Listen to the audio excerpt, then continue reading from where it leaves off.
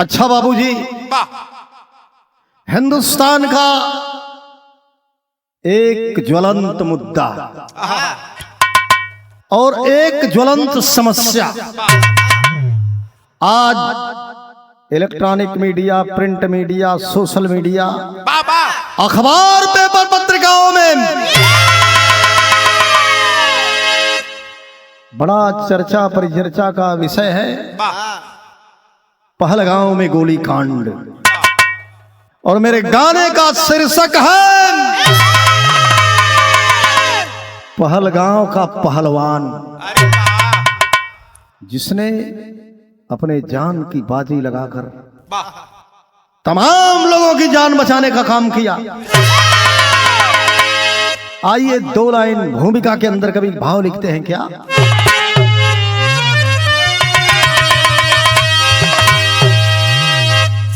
किची खती है धारा का पताया समा, पाप भी डर गया जब महापाप से, शर्म से शोक संतप्त संवेदना, वेदना बढ़ गई आप ही आप से। निरंकुश है मानव कोई अंकुश नहीं, सशंकित हुई है विचारों की बस्ती। अरे शून्य में घूरती जिंदगी इस कदर, अरे पानी महंग जिंदगी आज सस्ती।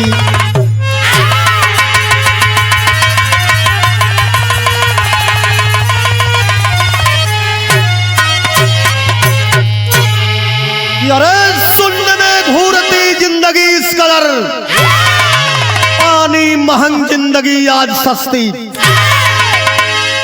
ये समय तो मन ही ऐसे मारल जाता हो जैसे कीड़ा मकोड़ा मारल जाए। अरे वाह वाह वाह, कोई जीवन का अस्तित्व ही नहीं है। एक लाइन कव्वाली का अंदाज हो, कोई दिल फेंक आशिक। अरे वाह, आवाज दिया, क्या कहा? परेशान हो गया था, गमजदा है। क्या कहा?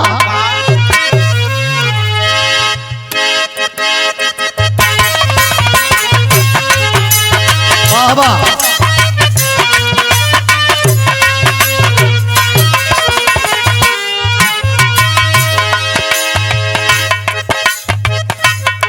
क्या कहा? अरे ऐसे कैसे हो जाई,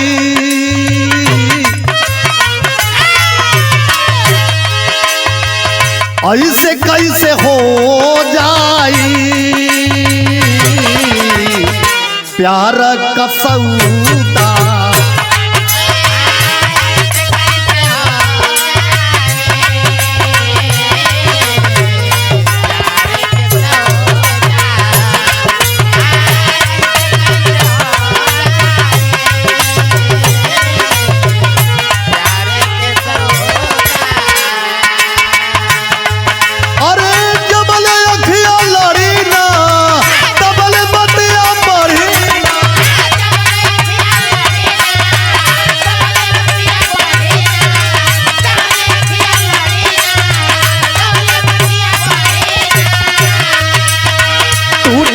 बिखारी जाई, टूट के बिखारी जाई प्यार का घर उदा, हे टूट के बिखरी।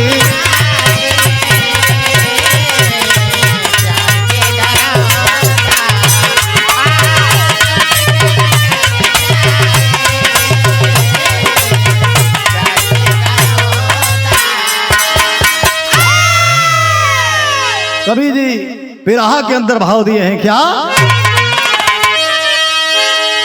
कि अरे जुर्म के जमाने में, जुर्म के जमाने में रो रही आजादी है।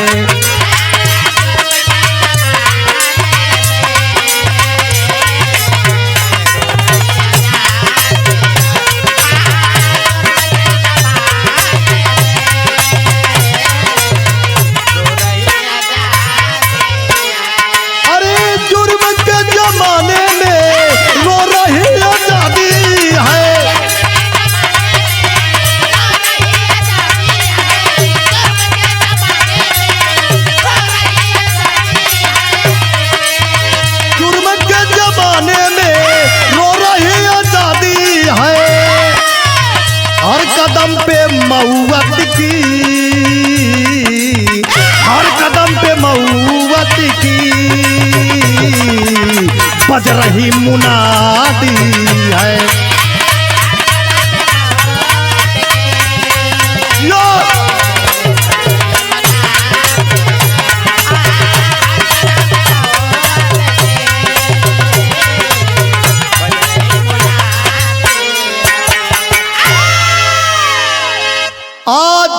देश का कोई व्यक्ति सुरक्षित नहीं है। कहीं आतंकवाद, कहीं जातिवाद, कहीं भाषावाद, कहीं नक्सलवाद, कहीं प्रांतवाद, कहीं क्षेत्रवाद। देश आंतरिक कलह से जूझ रहा है। कभी शायर के अंदर भाव देते हैं क्या?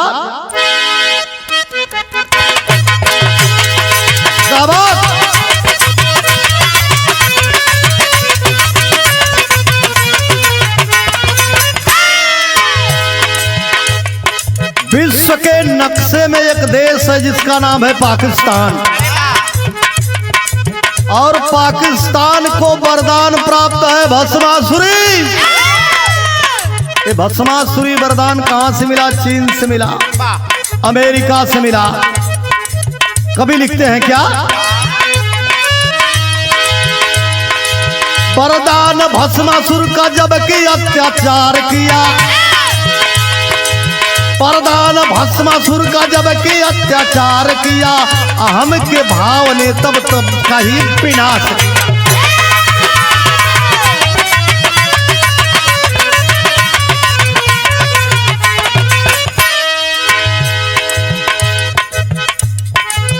विश्व के मंच पर, विश्व के मंच पर अब पाक बौखलाया है। पाक का मतलब पाकिस्तान।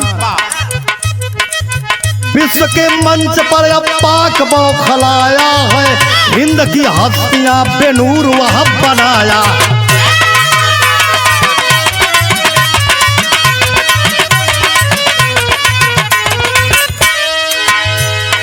इन पाकिस्तानियों को पता नहीं है तुम्हारे देश की जितनी जनसंख्या है उतने तो हमारे यहाँ होमगार्ड निवास करते हैं, और तुम साले तनिक भी अपने गंदी हरकत से बाज नहीं आते हो। कभी क्या लिखते हैं? नीति विस्तार ने लंका का सर्वनाश किया, नीति विस्तार ने लंका का सर्वनाश किया, वीरों की वीरता का जब भीषण विनाश किया।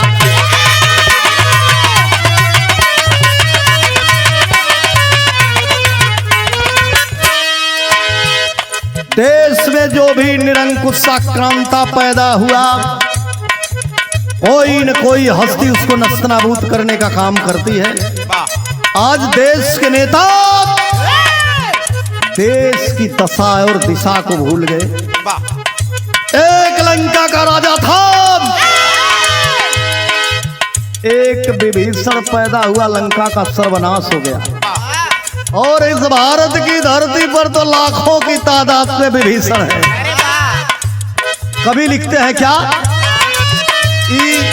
विभीषण कौन हवन? जो दिल्ली की सबसे बड़ी न्याय पंचायत में जाकर बैठने का काम करते हैं, राजनेता। कभी इन्हन के विषय में खाली खत्म। हंस या तोता इस जमाने में लाचार हुए, हंस या तोता इस जमाने में लाचार हुए, मर्यादा रोती मंत्री कौआ और सियार हुए।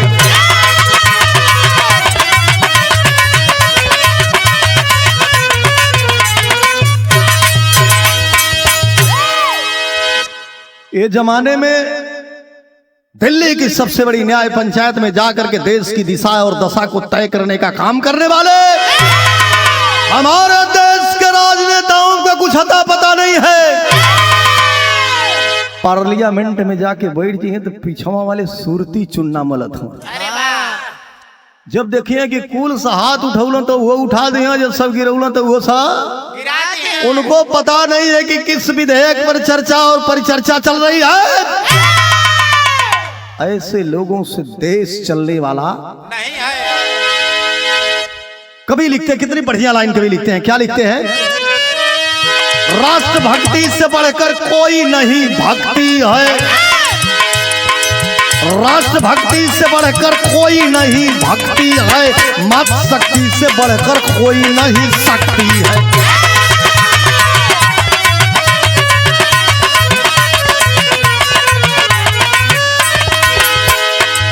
शुरुआत कहानी हो गई। कश्मीर प्रांत पहलगाम की कहानी है, कश्मीर प्रांत पहलगाम की कहानी है, आदिल हुसैन के अस्तित्व की निशानी।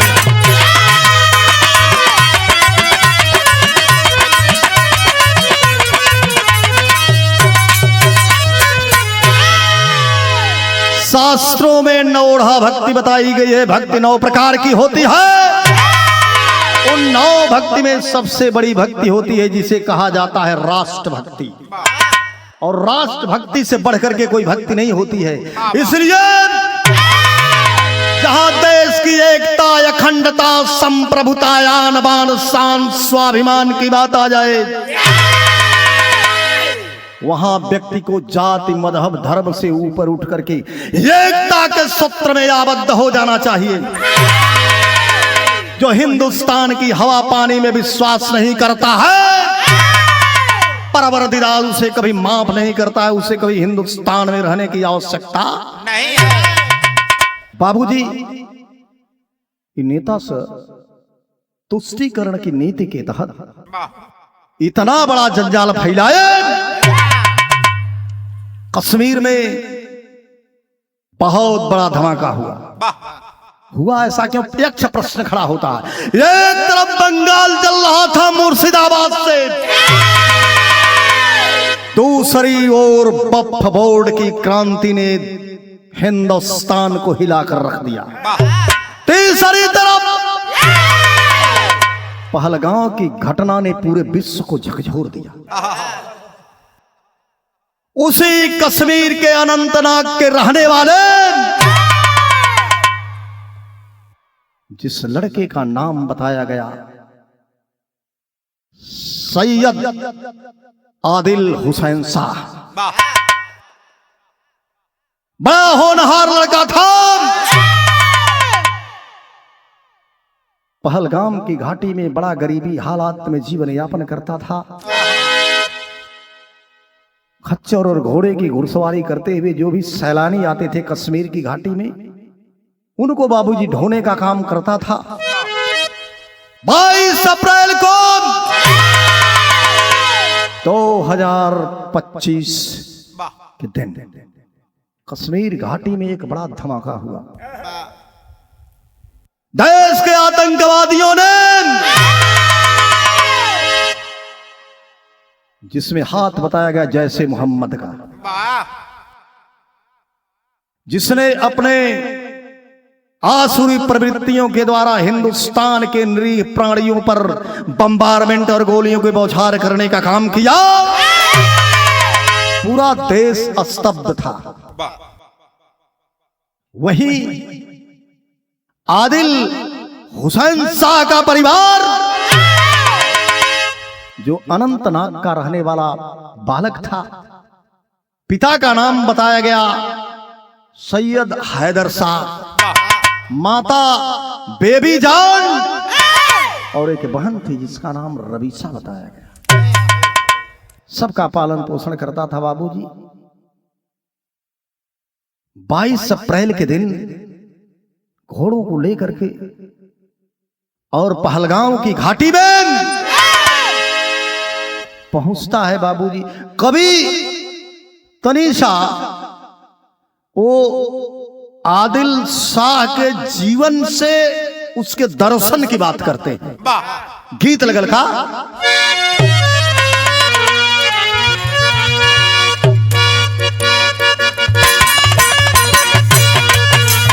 वाह वाह वाह वाह।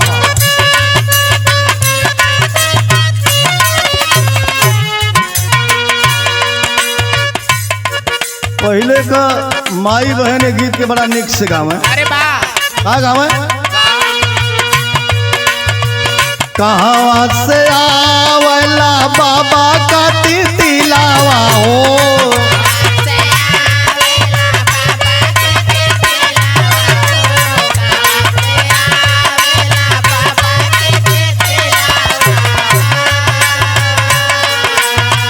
कहाँ से आवे लाल मैना, कहाँ से आवे लाल मैना, आई रे सांवरिया हो, कहाँ से आवे लाल मैना।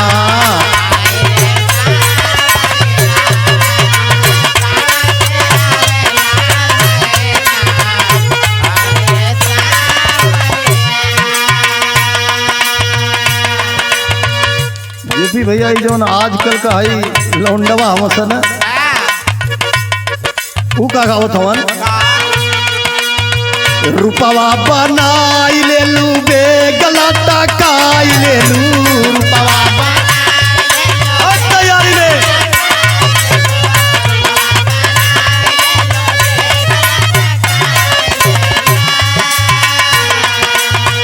चलू रे लयरू बस में, चलू रे लयौरी बस में, हे गोरी कस मेरा, हे चलू रे लयौरी बस में।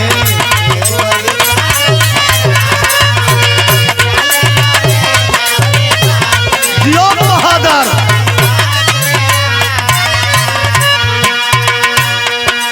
अनंतनाग का रहने वाला वो होनहार बालक उसके जीवन दर्शन के विषय में कभी लिखते हैं क्या? दिनवा गरीबिया का सुझे न डहरिया हो, जियो शेर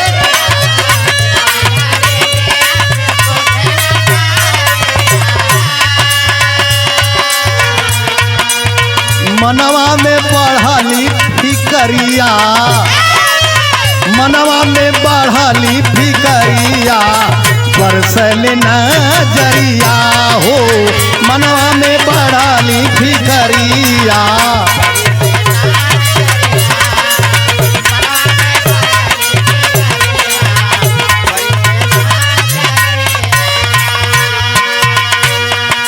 मित्रों एक दिन बाबूजी सैयद हरदर शाह से लड़का कहला बाबूजी बड़ी गरीबी की हालात है, चल रहा हूँ पहलगाम में घाटी में, कुछ सैलानियों को ढूंढूंगा, कुछ पैसे मिल जाएंगे, जीवन चलेगा। रोज यही करता था। एक दिन हुआ क्या बाबूजी, घोड़ा सवार पहलगाम के नगरिया हो,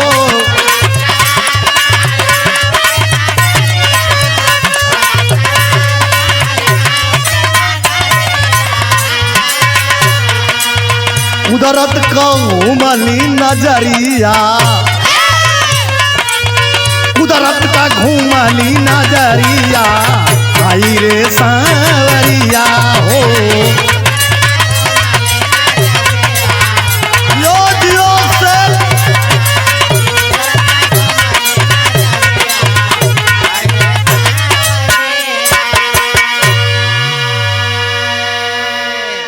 गंगा जमुनी तहजीब को धार देने वाला वो हिंदुस्तान का नौजवान अनंतनाग की घाटी में घोड़ों को ले जाकर के सैलानियों को ढोने का काम किया बाबूजी। गरीबी की हालात है, इधर देश की हालत बद से बदतर है। लेकिन शास्त्र में कहा गया है देश का राजा चाहे कितना भी बेवकूफ हो, चूतिया हो, चांडाल हो, राजा हो, लेकिन उसका साथ देना चाहिए। महाभारत में कहा गया, लोगों ने पूछा कि आखिरकार दुर्योधन इतना आतिताई है, लेकिन उसके बाद भी सारी की सारी हस्तियां महारथियां, चाहे आचार्य कृपाचार्य अश्वस्थामा द्रोणाचार्य भीष्म पितामह जैसे धुरंधर उद्भट जीवट बुरुधन्य महारथी, सब दुर्योधन का साथ दे रहे थे। अरे वाह!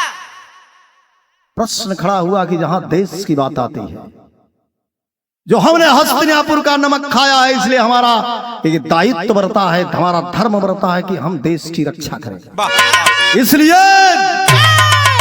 देश का राजा कोई भी हो, लेकिन देश के तमाम जनता से अपील हो कि जहां देश की बात आती है, नरेंद्र मोदी चाहे जो भी किए हों, हालांकि उन्होंने अब तक तो अच्छा ही अच्छा किया है, अरे बाबा, लेकिन जहां आन बान सम्मान धर्म स्वाभिमान देश की एकता अखंडता की बात आती है,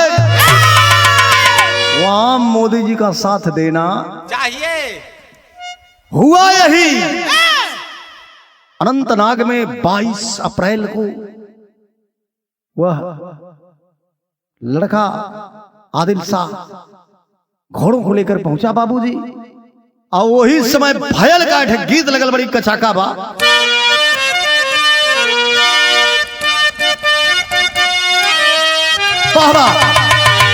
मौना मेहरारू नई नवेली दुल्हन बार रात का सैया 12 बजे फेसबुक पर कोनो मैसेज आ उठ के चल दे। अरे कहलस का दुल्हनिया कि अरे छोड़ी गईल रे, अरे छोड़ी गईल रे लात सुतना से जरिया,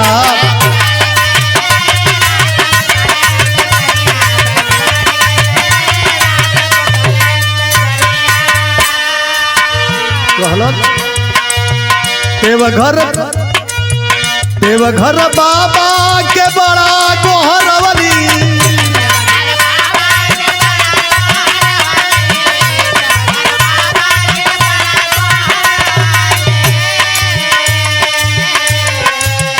अचारा से झारी झारी, अचारा से झारी झारी,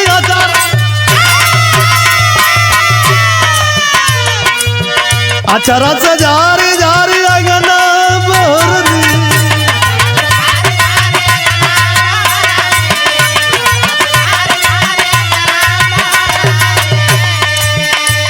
अरे कोची कोई के मरोरी गईल रे, रात सुतना से झरिया पे छोड़ी गईल।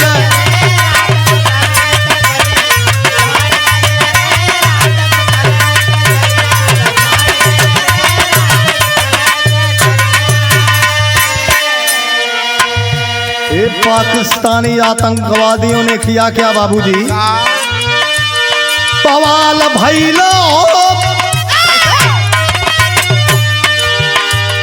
पवाल भैलो पहलगांव की नगरिया,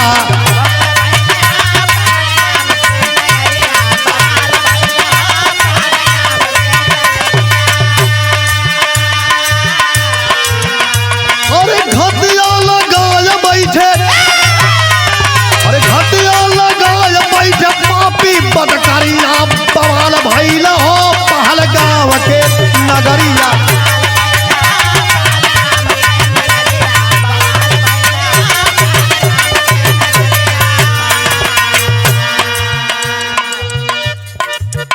पाकिस्तान से आतंकवादियों ने देखा कि हिंदुस्तान के कोने कोने से सैलानी आए हुए थे, कोई जुगल दंपत्ति, कोई नवल दंपत्ति, केहू के आजे भी आ भैल बा, केहू के 2-4 दिन पहले का भैल बा, सारे के सारे सैलानी पहलगाम की घाटी में जाकर के कश्मीर की मासूमियत में खोए हुए। वही समय भैल का बाबूजी आए सैलानी जम्मू की नगरिया,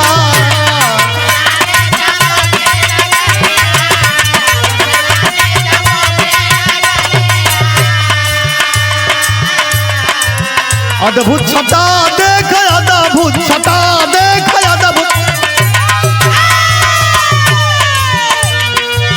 अद्भुत छटा देख पुलकित शरीरिया।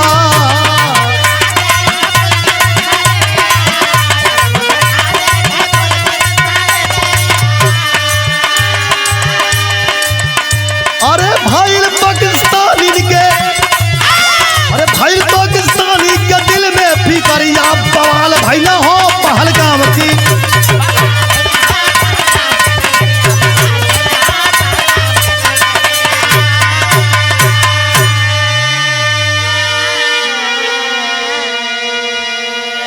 मित्रों, पहलगाम की घाटी में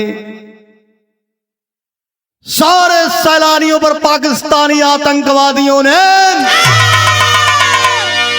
एक साथ फायर करना शुरू कर दिया। कुछ दूरी पर खच्चर लेकर के खड़ा तो देश का नौजवान सैयद अली शाह हुसैन सारे मंजर को देख रहा था। बार हिंदुस्तान का नौजवान, कहना वह हृदय नहीं वह पत्थर है जिसमें बहती रसधार नहीं। देश के प्रति जिसमें अगाध प्रेम नहीं है उसको हिंदुस्तान में रहने का कोई अधिकार नहीं है। गंगा जमुनी तहजीब को उत्तरोत्तर ऊर्ध्वगामी बनाने का काम करने वाला हमारे देश का नौजवान, अरे साले यहाँ जितने बैठे साले डब्बे के दूध पिए हुए हैं क्या? अरे जोश में आया शरीर में, सारा ही जवानी कौने दिन रात खाते नहीं है? जब देश न रही तो हम रही के का कर। कहा जाता है शास्त्रों में एक वर्णन मिलता है, महाकवि धूमिल ने एक कविता लिखा था। इन नेताओं के ऊपर मैं कहना चाहता हूं, महाकवि धूमिल ने कहा था वह तीसरा आदमी कौन है? अरे वह तीसरा आदमी कौन है जो रोटियों से खेलता है? तो जवाब मिलता मेरे देश की संसद मौन है। दूसरी बात भी उन्होंने कहा कि मेरे देश की संसद, अरे मेरे देश की संसद तेली की वह घानी है, अरे जिसमें आधा तेल है और आधा पानी है। एक कविता चरितार्थ हो रही है कि देश के नेताओं के तो लकड़ा मार मार भगा दे होते। क्या कभी किसी देश के राजनेता का लड़का सीमा पर मरा है? गोली खाया है? कभी स्वतंत्रता संग्राम में भाग लिया है? कभी नहीं लिया। डब्बे के दूध पीने वालों, तुमसे देश चलने वाला नहीं है। इसलिए ओ नौजवान शेख आदिल हुसैन खड़ा हुआ, कहले साले 10-20 है। अरे मर बजाय लेकिन 2-4-10 छोरों के तो खा ही जाए।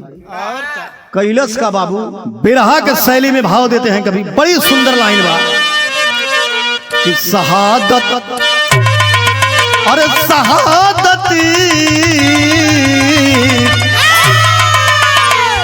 शहादत की परिभाषा है यही, अरे अहले वतन पे मिटना वीरों की है।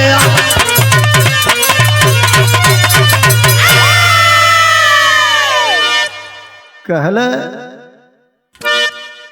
जीवन का कोई अर्थ नहीं है, छोड़ ले 2-4 ठौरन से पिस्तौल और टना टन टनाता 2-4-10 हजार के मार के गिरेबा तो कैलस मार दिया। लेकिन बाहर इस समय एक आतंकवादी ने पीछे से पकड़ा और 2-4 आतंकवादियों ने मिल करके उस आदिल शाह के शरीर को छलनी कर दिए बाबू। सारी समय, सारी दुनिया, सारा मंजर स्तब्ध रह गया उस समय। बाबू मरते वक्त आदिल शाह ने एक बात कहा, बड़ी जोरदार बात कही। कहा तो मैं तो माँ भारती के गोद में सो जाऊंगा, लेकिन कहा का बाबू गीत लगल बंबई का मशहूर रंडी गौलस का गौला।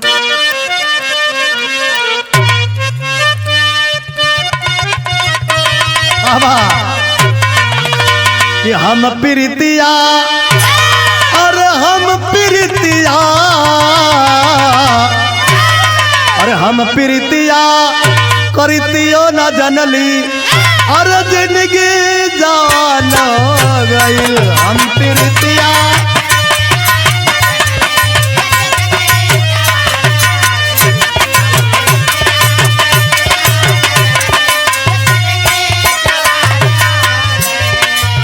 क्या कहलत?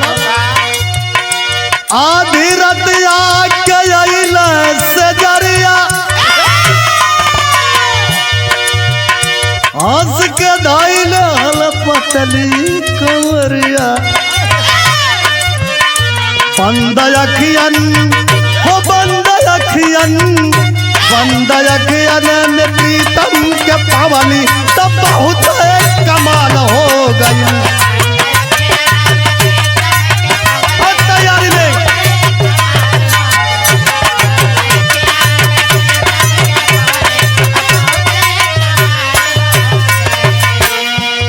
मित्रों आवाज दिया आदिल शाह ने। आदिल शाह कहा क्या? कहा कि हिंदुस्तान की धरती है, यहाँ राजगुरु सुखदेव भगत सिंह ने अगर जन्म लिया तो यही अब्दुल कलाम बिस्मिल्लाह ने भी जन्म लिया। इसलिए इस देश को कभी बांटा नहीं जा सकता। कभी लिखते हैं, क्या लिखते हैं, क्या कहा लड़का कि लड़ी हाँ हिंदू, कितना बढ़िया बात लिखा। कहा लड़का कि लड़ी हाँ हिंदू आपस में मुसलमानवा, लड़ी हाँ हिंदू आपस में मुसलमानवा, अरे वतनवा गुलाम हो जाई।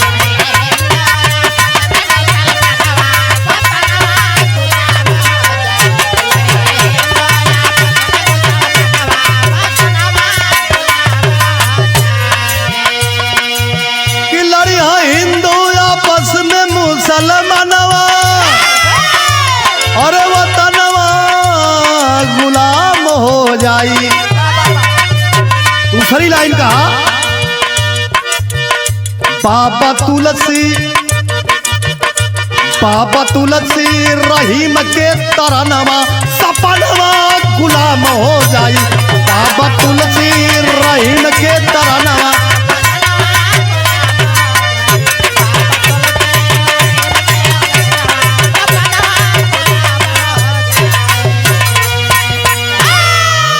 मित्रों मरने से पहले उस लड़के ने कहा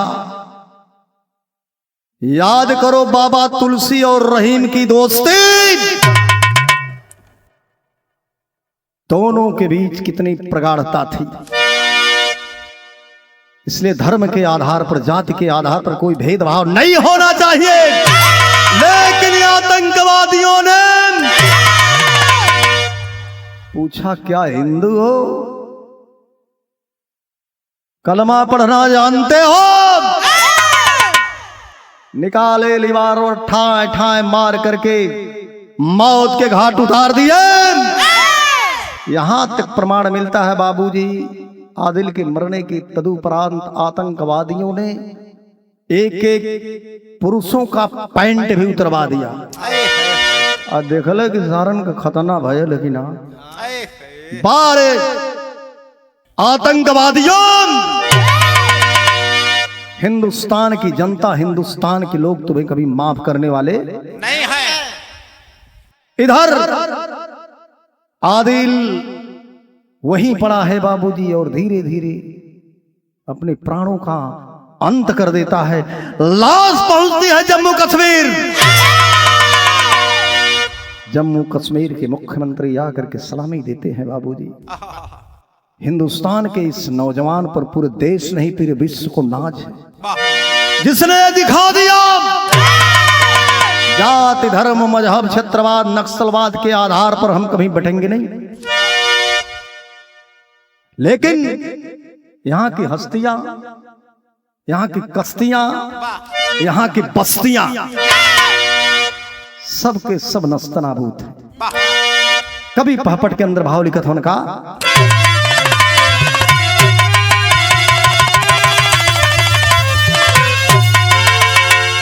वो लड़का तिरंगे में भारती की गोद में सो गया।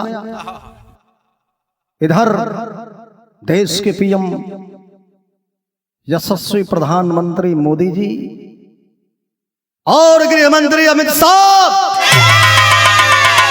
उन्होंने कहा मैं पाकिस्तान को नस्तनाबूद कर दूंगा, लेकिन कहने से काम चलने वाला नहीं है मोदी जी। अरे एक एक ठौरन सारन के दौरा दौरा के ऐसे मारा के फेंचकुर फेंक दें। ये पाकिस्तानियों के अंदर इतनी बड़ी दम, साले डब्बे के दूध पीने वाले। पाकिस्तान है जहां ट्रक पर लद करके आटा जाता है,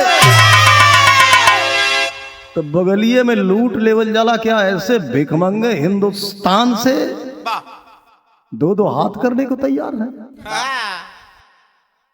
नहीं, कदापि ऐसा नहीं हो सकता।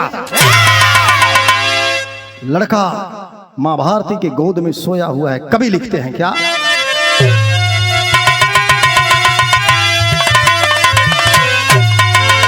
अरे जय जय बोलत कि जय जय बोलत देशवा कर रतनवा अपने माटी में। अरे शहीद आदिल हो गई न सपनवा अपने माटी में।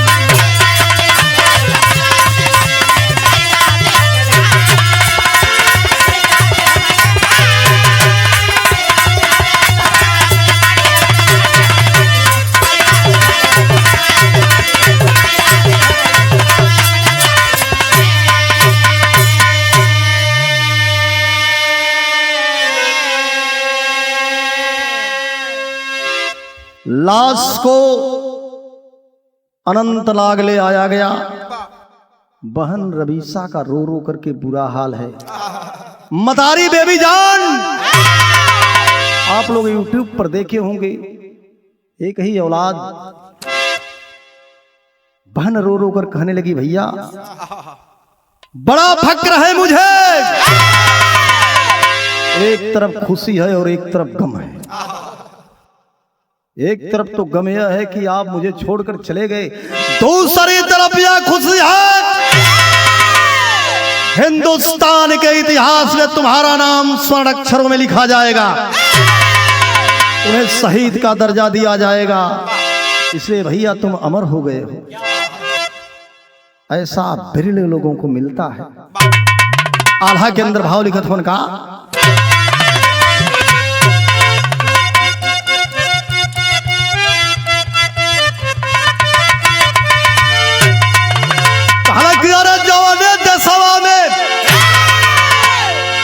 जवने देशवा में अरे राम कृष्ण जी जाना माना भैया।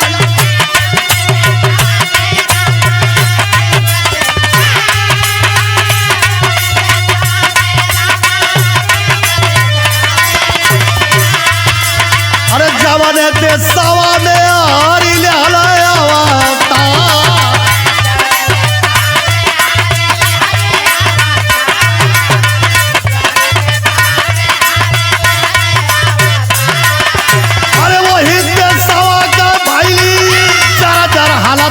भाई।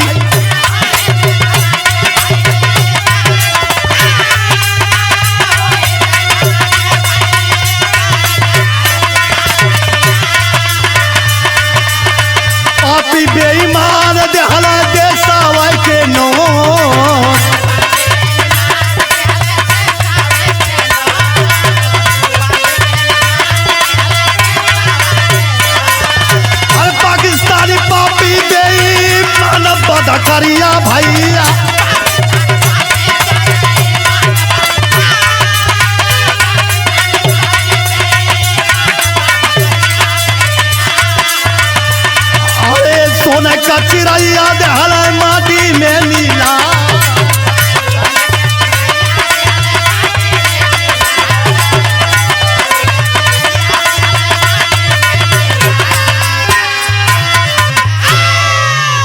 मित्रों, अंग्रेज आए, डच आए, पुर्तगाली आए, फ्रांसीसी आए, मंगोल आए,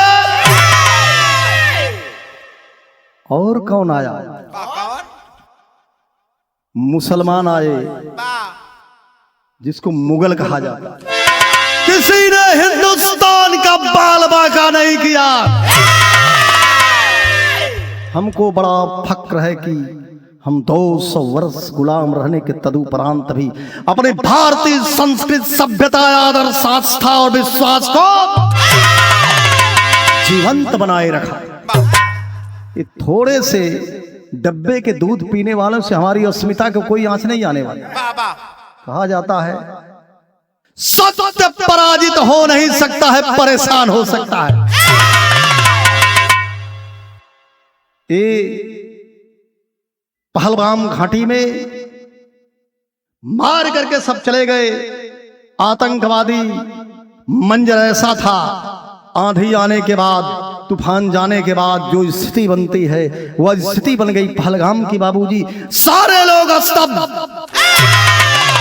पूरा विश्व चिंतन मंथन करना शुरू कर दिया कि इनके साथ क्या होना चाहिए, क्योंकि जिन्होंने भस्मासुरी वरदान पाकिस्तान को दिया है, ये भस्मासुर किसी न किसी एक दिन उसके ही सर पर हाथ रख देगा। इसलिए अंतिम लाइन में कवि एक संदेश देते हैं कि जहां राष्ट्र की बात आती है, संप्रभुता की बात आती है, एकता की बात आती है, अखंडता की बात आती है, आत्मसम्मान और स्वाभिमान की बात आती है, वह पूरे भारत को एकता के सूत्र में आबद्ध हो जाना चाहिए। अंतिम लाइन में कभी तनी नेता लोगों के संदेश थे, कभी लिखत होने का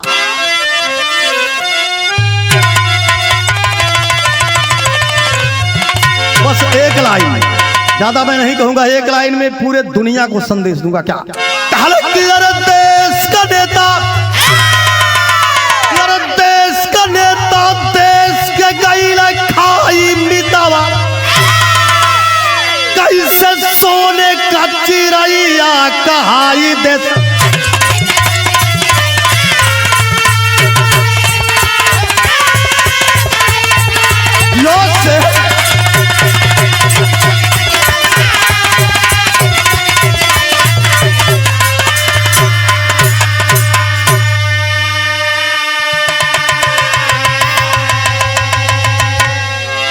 दरगाही बच्चा सिंह देता इतिहास गवाही, अरे अवधेश यादव कवि शंकर, अब देश को ऐसा चाहिए।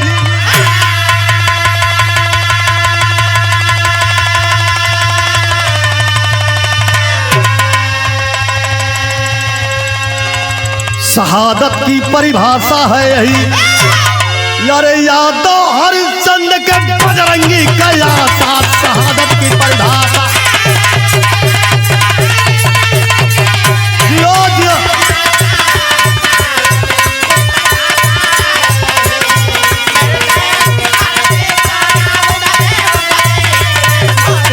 मेरे देश की धरती, मेरे देश की धरती, सोना उगले उगले हीरे मोती, यो